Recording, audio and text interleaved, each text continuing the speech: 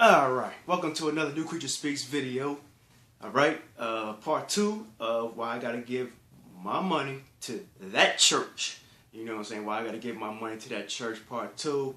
And if you've seen the first video, you know that I'm serious about this tithes and offerings thing. You know, a lot of people want to throw stones at us and that type of thing. But look, I just want to say, if you go to these churches and when the pastor say, you know, it's time to give, and you see people excited, you know what that is? That is understanding and revelation that we got. You know, that if we get excited, see, that's one thing you need to know about Christ. He loves a cheerful giver, okay? Not a tearful giver, a cheerful giver. You know, there's a difference, you know. Crying, you know, oh, I gotta give my money to the church and all this stuff, you know. You know, Christ wants you to take a risk. That's what it's all about. That's what faith is. Why you think faith? Listen, Christ knows, okay, and he wants our finances increased. But in order to get there, we got to give. To get there, obviously pay the tithes, okay. The offering thing, you know, you basically, you know, if you want to, whatever your future is. I'll take myself for example. You know, my future is pastoring, right? All right. So what do I have to do? I have to give, right?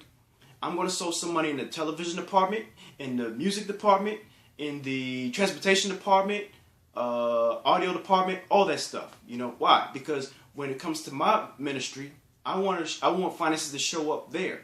Why? Because I sow my seed into the departments at the church that I'm currently going to. You understand what I'm saying? So if you help fulfill their needs, then Christ will help fulfill your needs and what you need.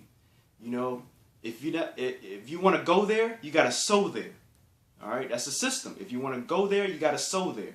In other words, you know, if you want, say for example, you have a rap career. Christ is giving you a vision for a rap career. Well, you got to sow there. Sow into the music department of the church that you go to.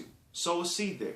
See, this is not popular in the church because, you know, some ministers, not all, some ministers are afraid to talk about this because they don't want the congregation to feel that, oh, all you want is money.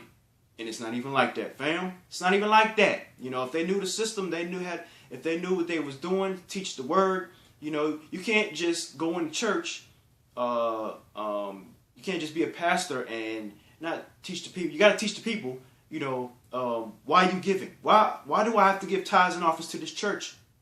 Pastor, preacher, you understand what I'm saying? You got to have some understanding. In order to do that, you can't just go there, and otherwise the congregation is going to feel pressured, okay, to pay tithes and offerings. And Christ never intended for us to be pressured to pay tithes and give offerings. Never did that. Never intended for us. When we go to church, we're supposed to be, you know, hey, we're here to fellowship with our church, you know, enjoy Christ and that type of thing, okay? Now, the money thing, we have to explain that, okay?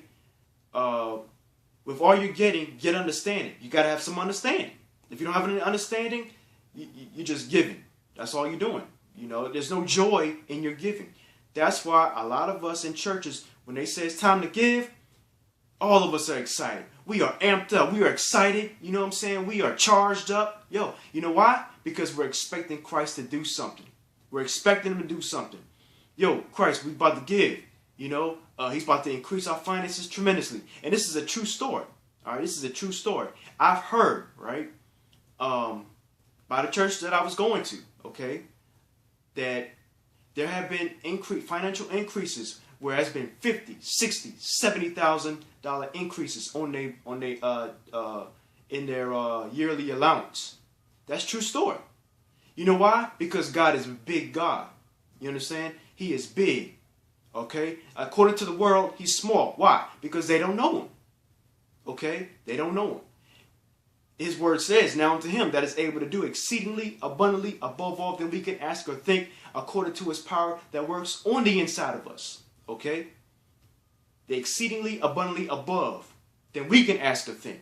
Okay? Yes, I asked for this and this, but Christ goes ahead, steps ahead, and gives you more than what you asked for.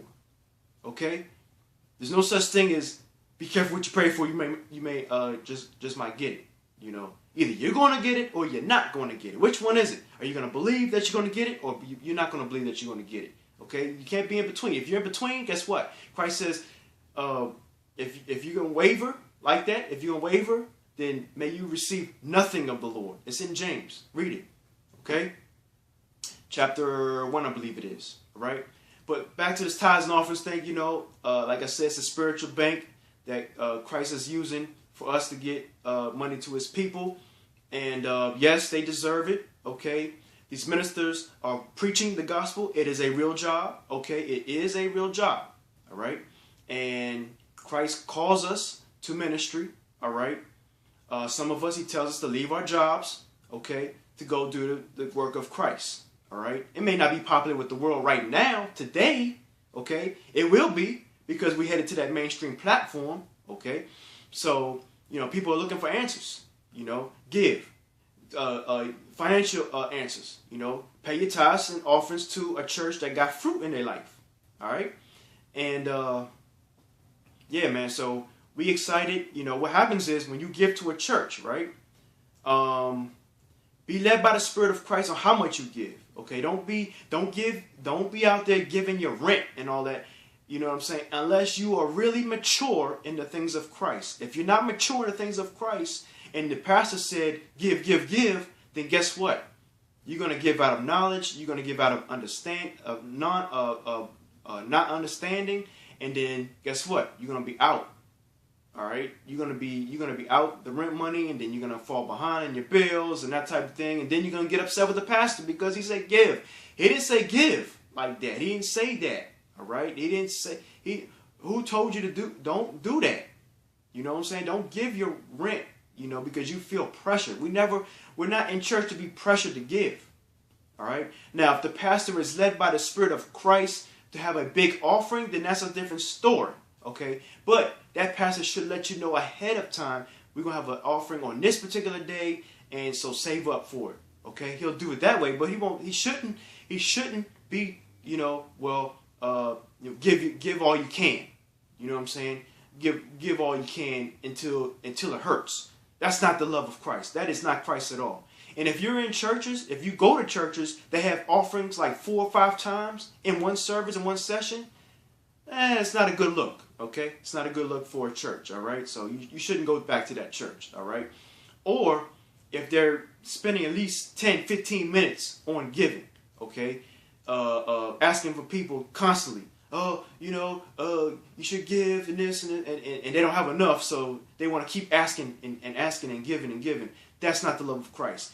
The preacher, pastor, whatever, should go up there, teach the word on giving, however the Spirit is led to teach the word. Okay, no matter what the congregation is going to say, you're not there for the congregation. You're there for Christ.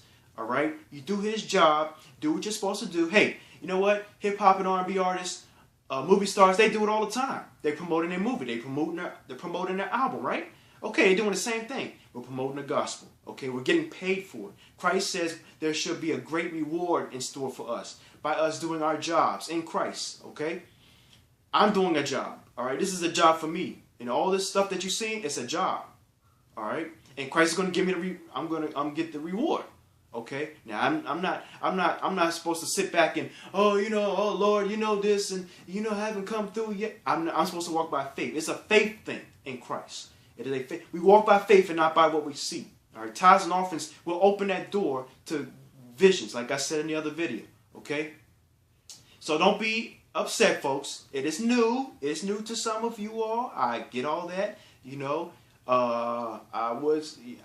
I'm saying to you, get some understanding of it. Get the word on tithes and offerings. Get it in your heart, okay? So you can benefit from it. You can get some increase in your finances from it, okay?